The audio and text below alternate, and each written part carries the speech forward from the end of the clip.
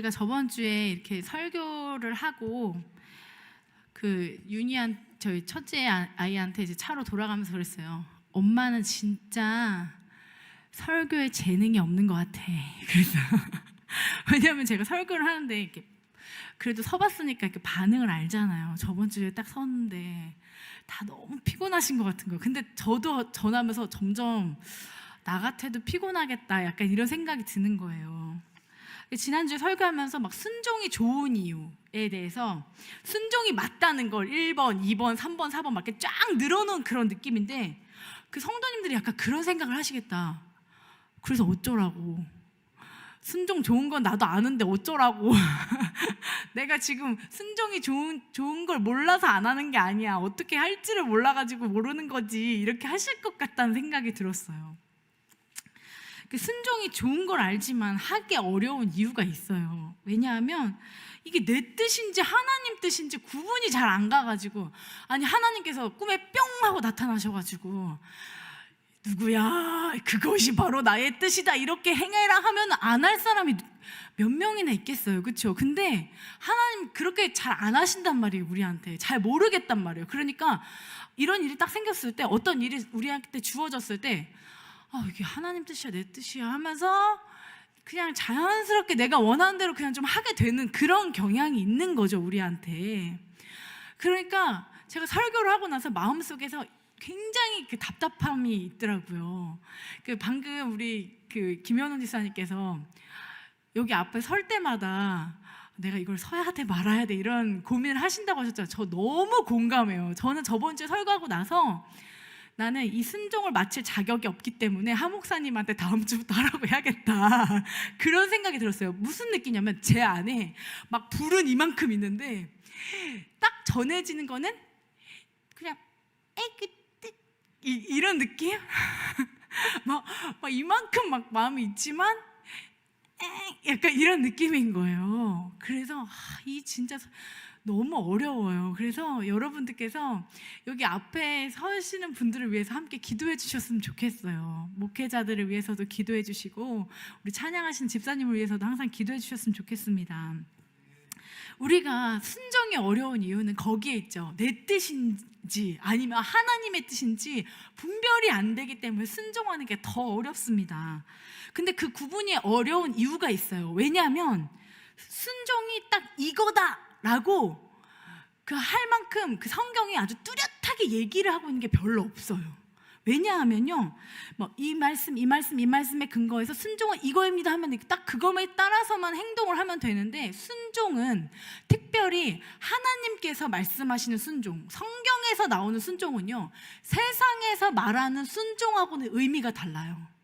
왜냐하면 세상에서 말하는 순종은요, 굽신굽신하면서 시키는 대로 하면 그걸 순종이라고 하거든요. 그런 모양새를, 우리의 눈에 보이는 그 모습을 순종이라고 해요. 근데 성경이 말씀하시는 순종은요, 겉에 보이는 모습이 아니라 내면의 동기로 하나님께서는 순종 여부를 파악하시는 거예요. 우리가 아무리 하나님께서 우리의 사람으로 보기에, 여러분들이 저를 보면서 김보경 목사님 되게 순종적이다라고 생각하실 수도 있지만, 제 내면을 하나님께서 보시기 때문에 제 내면에서 하나님 앞에 불순종적인 모습이 있다면 이것은 순종이 아닌 거예요. 그러니까 이 성경이 말하는 순종은요, 내면의 동기로 파악을 하기 때문에 이게 순종인지 불순종인지 구분하기가 매우 어렵습니다. 그래서 보이기에는 아무 문제 없고 괜찮아 보이지만 순종이 아닐 수도 있어요. 그러나 정말 이상해 보이고 문제가 있어 보일 수도 있지만 하나님 앞에서는 그게 순종일 수도 있는 거예요. 그래서 설교자가 할 수 있는 그런 설교란, 순종에 대한 설교란 이런 거예요. 성경 속에서 이런 상황 속에서 하나님께서 순종이라고 하시답니다. 그러니 이 상황에서 보이는 그 모습을 좀 닮아갑시다. 하나님께서 이런 상황 속에서 이 사람이 이렇게 행동했더니 불순종이라고 하시답니다. 여러분들도 한번 고민해 보시고 거기에서 순종의 요소를 찾아서 한번 순종해 보세요 라고밖에 말을 못하는 거예요. 그래서 한번 제가 그렇게 한번 해보도록 하겠습니다. 오늘 사무엘상 15장의 이야기거든요. 제가 한번 여러분들께 그 이야기를 간략하게 전해드릴게요. 사무엘이 사울 왕을 부른 거예요. 하나님께서 왕에게 말씀하셨습니다. 뭐라고 말씀하셨냐면, 지난 출애굽의 시기에 이집트에서 이스라엘 백성들이 탈출할 때에 아말렉이 이 탈출하는 이스라엘 백성들을 돕지 않고 대적했습니다. 하나님께서 그것을 기억해 두셨다가 이제 아말렉 사람들을 진멸하시려고 하니 당장 지금 가서 그들을 진멸하십시오. 에벤자나 아이나 좋은 거나 나쁜 거나 상관없이 모두 다 진멸해야 합니다 라고 한 거예요. 그래서 사울이 그대로 행하기 위해서 아말렉하고 전쟁을 치릅니다. 그런데 하나님의 명령 중에서 전쟁을 치러서 하라는 것은 들었지만 완전히 진멸하지 않고 그 중에서 아주 좋은 것은 갖고 나온 거예요.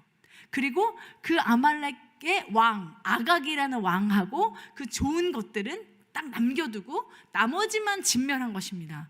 그러니까 사무엘이 나중에 와서 사울에게 이렇게 하는 거예요. 하나님께서 순종이 제사보다 낫다고 하셨습니다. 그래서 하나님께서 당신을 버렸습니다 라고 하시는 거예요. 지금 그 상황이에요. 여러분들 이 이야기를 많이 들어보셨을 거예요. 대부분 그러면은 이 말씀을 읽으면 우리 그러면 11절하고 22절을 오늘 성경을 좀 읽으면서 할 거거든요. 그리고 11절하고 22절을 읽으면서 그러면 이 말씀의 결론이 무엇인가 한번, 하나님께서 뭘 말씀하시려고 하시는 것인가 11절하고 22절을 한번 읽어보겠습니다. 15장 11절 말씀입니다. 시작. 내가 사울을 왕으로 세운 것을 후회하노니 그가 돌이켜서 나를 따르지 아니하며 내 명령을 행하지 아니하였음이니라 하신지라. 사무엘이 근심하여 온 밤을 여호와께 부르짖으니라. 아멘. 22절 말씀도 같이 읽겠습니다. 시작. 사무엘이 이르되 여호와께서 번제와 다른 제사를 그의 목소리를 청종하는 것을 좋아하심같이 좋아하시겠나이까. 순종이 제사보다 낫고 듣는 것이 순양의 기름보다 나으니. 네. 하나님께서 사무엘에게 나타나셔서 뭐라고 하셨냐면, 야, 나 진짜 사울 왕으로 세운 거 후회한다. 걔가 돌이켜서 내 명령을 따르지 않았고 내 명령을 행하지 않았어 라고 말씀하세요. 확실하게 말씀하세요. 걔가 내 명령을 안 따랐어. 그리고 사무엘도 사울 왕에게 이렇게 말했어요. 순종이 제사보다 낫습니다. 그러니까 이 이야기의 결론은 딱 그거예요. 시키는 대로 했어야지. 완전히 순종했어야지. 그래서 대부분 제가 이 15장을 놓고 설교하신 분들 설교를 찾아봤거든요. 다 그런 결론이에요. 부분적 순종은 순종이 아닙니다. 완전히 하나님께서 시키시는 대로 순종하셔야 됩니다. 그럼 우리가 다 아멘 하잖아요. 맞는 말씀이에요. 그런데 제가 처음에도 말씀드렸지만, 아니, 성도들은 궁금하다.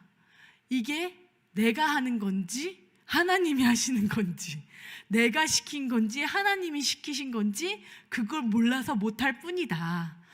저 그런 마음이 드는 거예요. 그리고 저는 오늘 사실 이 이야기를 들으면서 엄청 마음이 떫었어요. 그러니까 뭔가 떫은 감을 먹으면 목이 막 되게 떫잖아요. 그래서 막 엄청 메이잖아요. 이 말씀을 소화시키는 게 너무 어려워서 진짜 떫다는 느낌이 막 드는 거예요.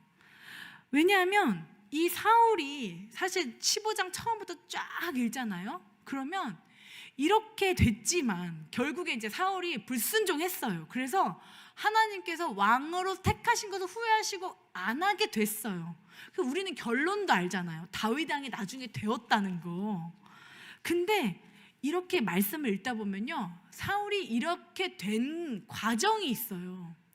우리도 평소에 주변에 좀 정말 이해 안 가는 사람 있잖아요.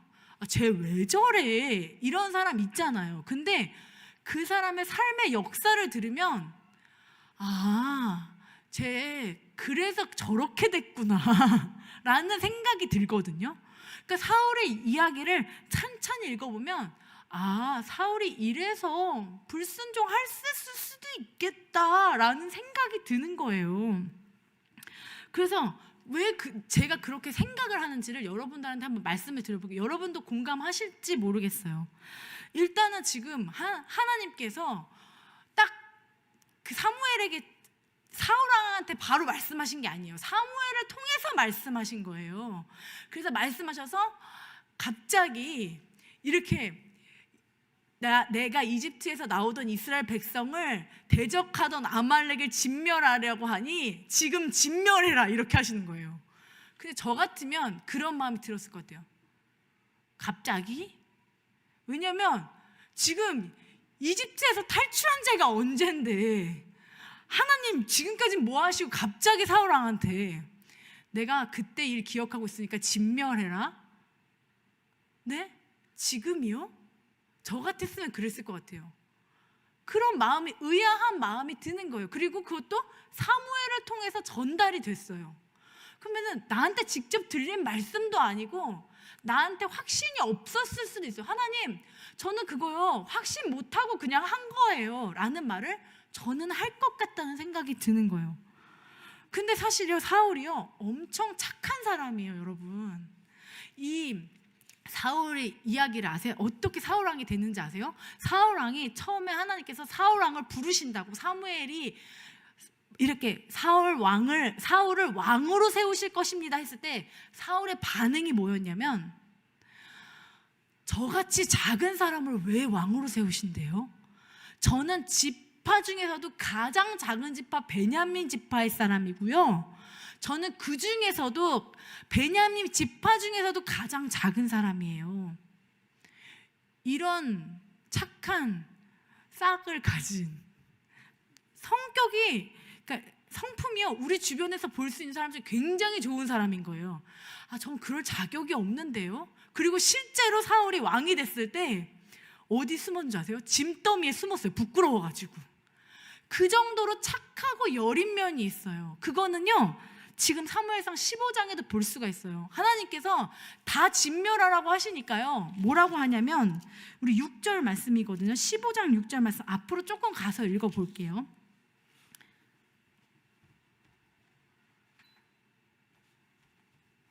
6절 말씀을 같이 읽겠습니다. 시작.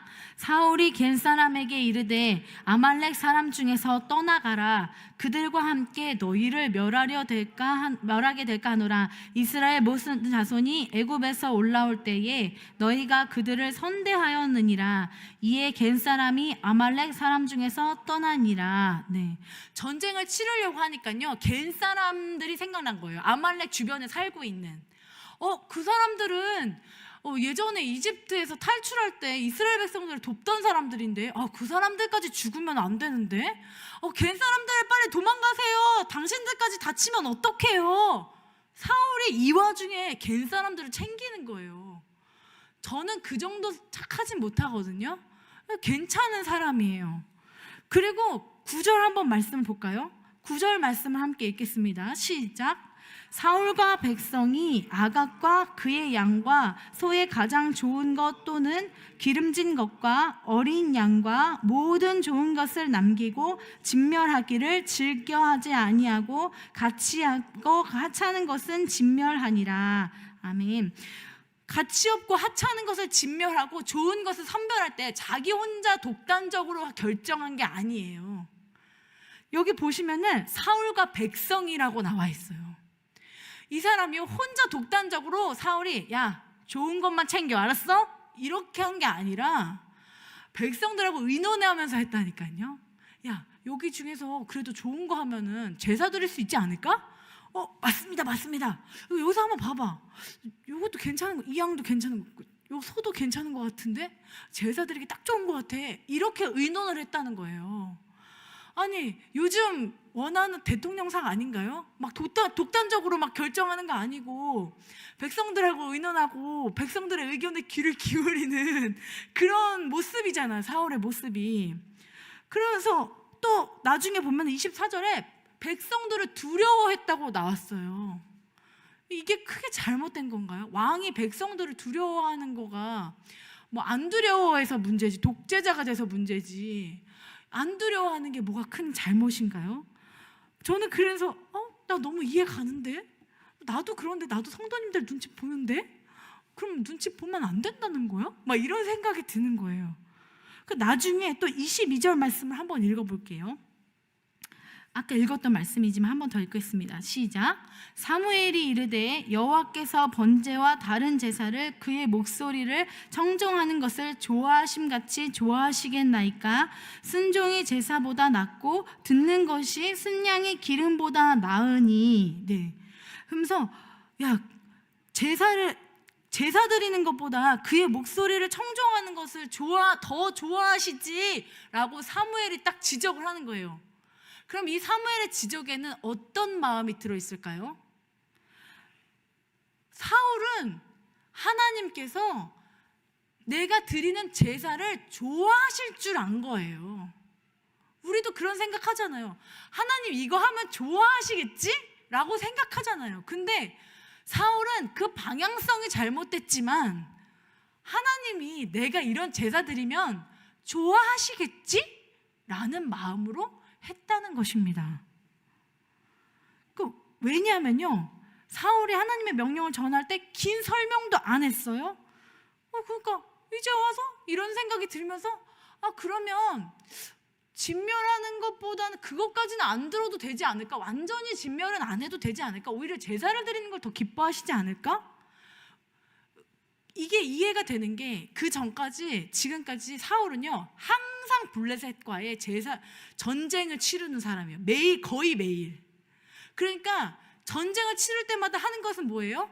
전유물을 탈취하는 거가 이 사람한테는 습관적으로 되어 있었던 거예요.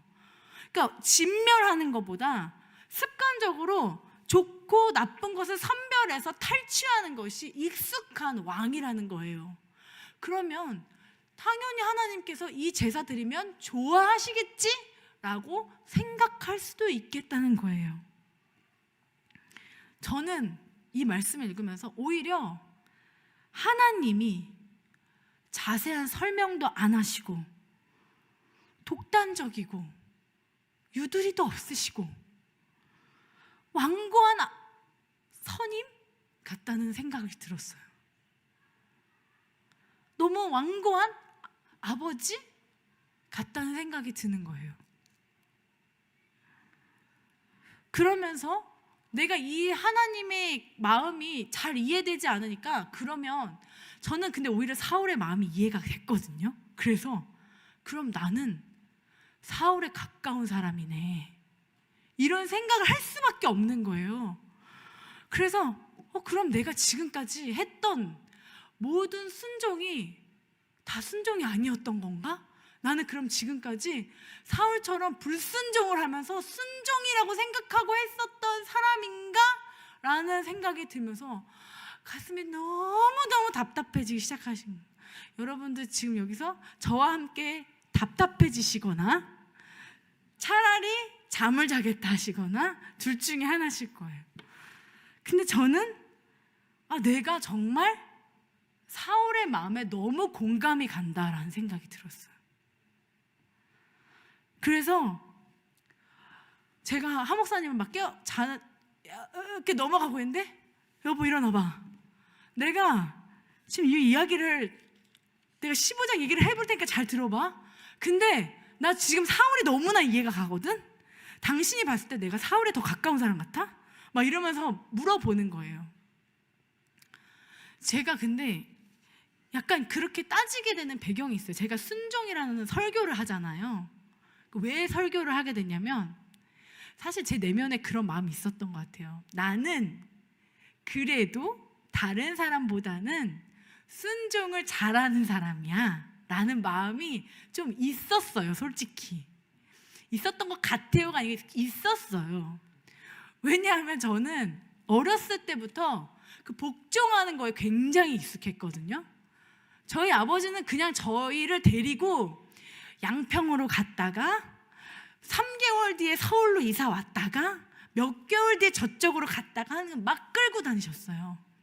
저희는 어디까지 살았냐면 정말 여러분들이 그 아는 파란 천막이 있는 그 폐가에서도 살아봤어요. 그래서 어느 날부터 여기가 너희의 집이다라고 하시는데 제가 보기엔 그냥 쓰레기 집이에요.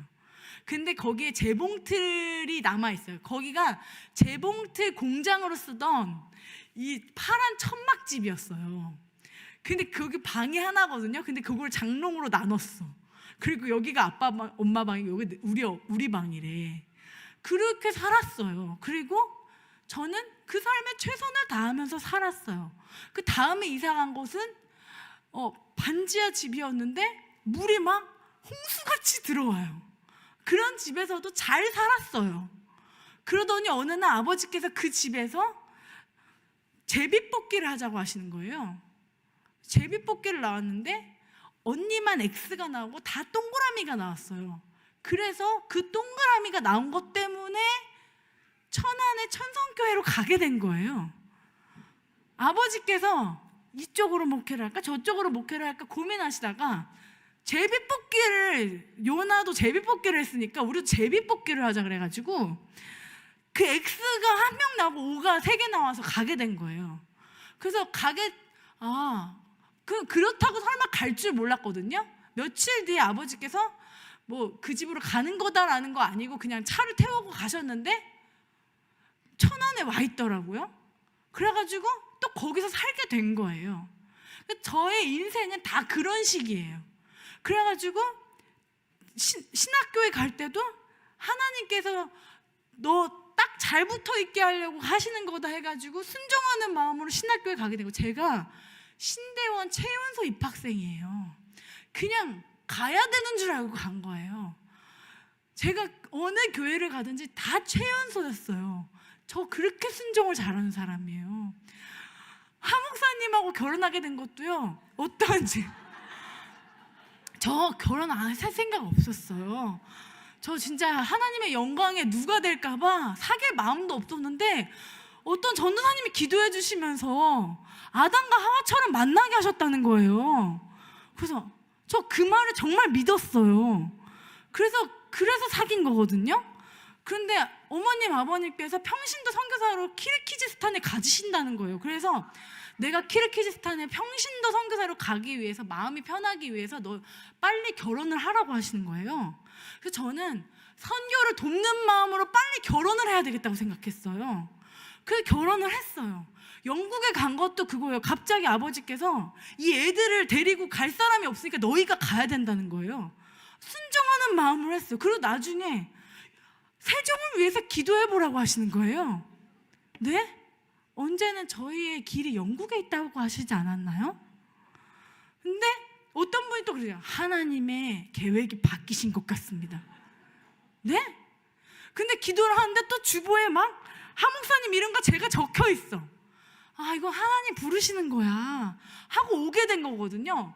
그러니까 저는요, 진짜 김순종이라고 이름을 바꿔도 진짜 저는 순종의 아이콘이라고 저는 생각했어요. 근데 말씀을 읽는데 너무 사울은 이해가고, 아니 지금 이 하나님이 하시는 게 너무 저는 이런 거 너무 싫어해요. 뭐 갑자기 앞뒤 없이 이렇게 명령하면서, 제가 늘 그런 삶을 살았기 때문에 뭐 이러해서 우리가 이렇게 해야 돼라고 설명을 해줘야지 갑자기 저 이렇습니다, 이렇게 하세요 라고 하는 거 너무너무 싫어요. 그리고 사람이 아무리 우두머리여도 의논을 해야지 자꾸 명령하는 걸로 하면 싫어하잖아요. 그래서 제가 제 설교의 특징을 여러분들이 아실 거예요. 제가 진짜 자세히 설명을 하거든요. 그런 것이 제가 지금까지 너무 복종을 많이 해왔기 때문에 자세히 설명하고 싶은 마음이 있기 때문이에요. 근데 자꾸 여기서 사울은 이해가 가는데 하나님이 이해가 안 가니까 제가 막 무슨 마음이 들면 너무 하나님한테 너무 억울하고 원망스러운 마음이 들고, 한편으로는 내가 너무 사울 같아서 하나님한테 너무 미안한 마음이 드는 거예요. 지금까지 살아왔던 모든 삶의 순종의 모습들이 다 거짓말이라는 생각이 드는 거예요.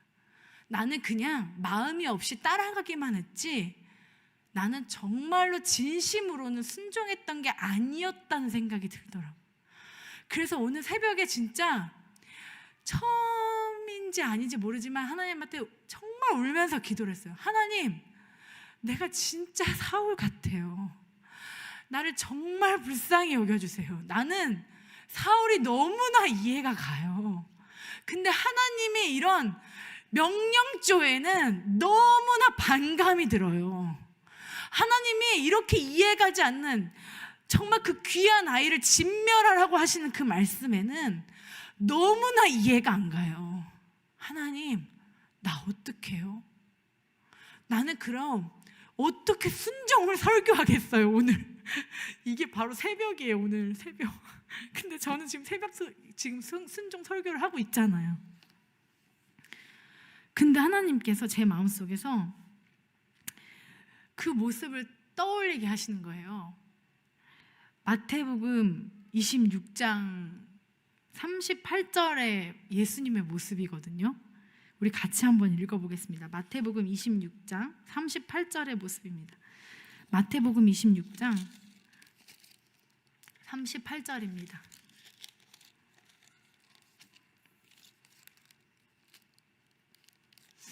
같이 잠깐만요.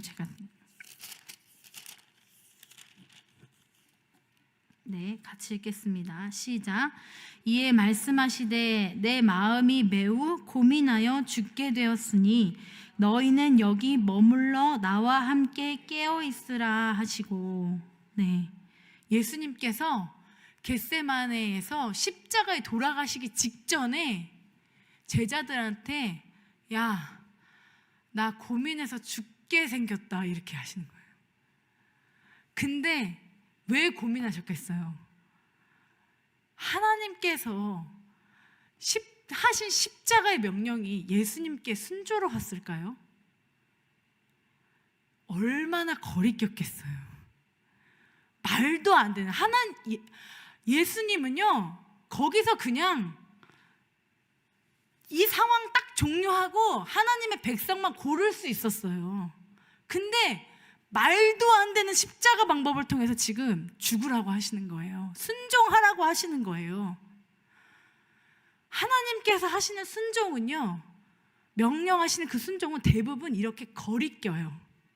아브라함에게도 갈 바를 알지 못하고 가라고 말씀하셨고요. 노아에게도 산에다가 방주를 지으라고 말씀하셨고요. 바울도요, 유대인의 입장에서는 정말 지금까지 했던 좋은 전통을 다 무너지게 하고 할례도 안 받아도 된다는 정말 이상한 사람이었어요. 스데반의 순교도요, 그 사람들의 입장에서는 정말 반역자 같은, 지금까지의 모든 유대인들의 역사를 다 뒤엎는 그런 모습이었어요. 순종의 모습은 대부분 정말 거리끼고 거부감이 드는 거예요. 그런데 예수님께서 이 고민하여 죽게 된 모습을 저에게 보여주시면서, 보경아, 지금 네 모습이 완성은 아니잖아. 너는 지금 순종을 향해서 가고 있는 사람이잖아. 근데 너 그렇게 거리끼는 거, 그거 잘하고 있는 거야. 그리고 그거 가지고 지금 내 앞에 나와서 기도하는 거, 그게 정말 필요한 거고 잘하는 거야 라고 하시는 거예요.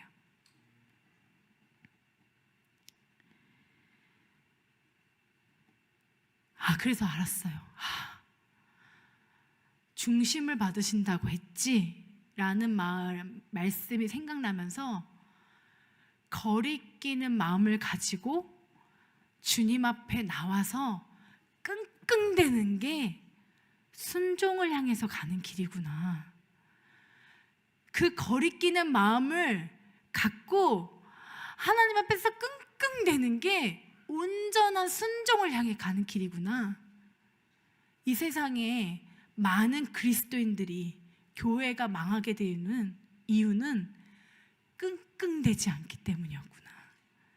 고민도 안 하고 내가 하고 싶은 말, 내가 하고 싶은 생각, 내가 하고 싶은 행동, 그 끙끙댐 없이 다 뱉어서 이렇게 된 거였구나 라는 생각이 들었습니다. 그래서 그렇게 기도하고 가니까요, 제 이게 목에 떫은 거가 완전히 사라지진 않았지만 떫은데도 기쁜 거예요. 여러분, 성령님께 뭘 가지고 나가잖아요? 그러면 성령님의 열매가 주어지잖아요. 그죠? 순종하면 순종의 길을 선택하려고 하나님 앞에 그걸 갖고 나오면, 성령님께 이걸 의뢰하면요, 성령님께서 주시는 선물이 있는데 그게 바로 성령의 열매예요. 여러분들의 생각에 그게 순종인지 아닌지도 모를지도 모르지만요, 여러분들 그걸 가지고 하나님 앞에 나와서 그걸 가지고 끙끙하면요, 하나님께서 성령의 열매를 주십니다. 그것은 기쁨이고요, 그것은 충성이고요, 양선이고요. 다 못 외워서 갑자기 생각이 안 나요. 그 모든 것들을 하나님께서 여러분들에게 순종을 향해서 나아가려고 끙끙거리시는 분들에게 선물로 주시는 거예요. 그래서 그 내면에 변화가 일어나잖아요, 성령의 열매로. 그러면은 쟤는 남들이 안 할 것 같은 행동을 해요. 쟤 뭐야? 노아가 방주를 지은 것처럼, 아브라함이 갈 바를 알지 못하고 떠난 것처럼 이해가 안 가는 남다른 행동을 해요. 하지만 우리는 그것을 가지고 그리스도인답다고 합니다. 그리스도인스럽다고 합니다. 여러분들이 그리스도인다운 그리스도인이 되어가시길 축복합니다. 이 시간 같이 기도하기 원합니다. 근데 인정을 하고 나니까 확실히 보이는 건 있었어요. 뭐냐면, 사울이 스스로를 작게 여길 때에는 이런 행동을 안 했다는 거예요. 하나님께서 불순종이라고 말씀하신 행동을 안 했다는 거예요. 우리 한번 같이 말해볼까요? 나는 작고 하나님은 크시고, 나는 작고 하나님은 크시고, 하나님의 왕되심을 인정하는 삶을 삽시다. 네, 그 하나님, 왕되신 하나님을 우리 앞에 모시고 그 우리 앞에 계시는 하나님 앞에서 끙끙대는, 그래서 끙끙대는데도 이상하게 기쁜 그 마음으로 사실 수 있는 여러분들 되시기를 간절히 축원합니다. 이 시간 기도하실 때, 하나님,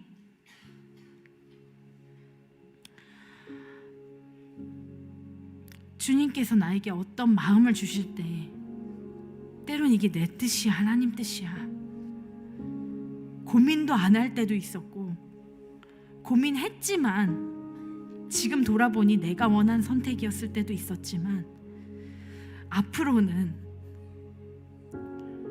조금 더 끙끙거리면서 가더라도, 조금 더 거리끼면서 가더라도 주님이 원하시는 그 선택에 가까워지기 위해서 더 끙끙대는, 근데 이상하게 기쁜 그것을 가지고 가는 그리스도인이 내가 되기를 원합니다. 하나님 앞에서 끙끙거리는 마음을 갖게 해주시옵소서. 하나님, 그 끙끙거림은 하나님께서 책임지실 끙끙거림입니다. 하나님, 내 안에 그 끙끙거림을 허락하여 주시옵소서. 나는 크신 주님, 나는 작고 하나님은 크시고, 그 크신 하나님을 내 앞에 모시고 사는 그 기쁨이 내 안에 충만하게 하여 주시옵소서.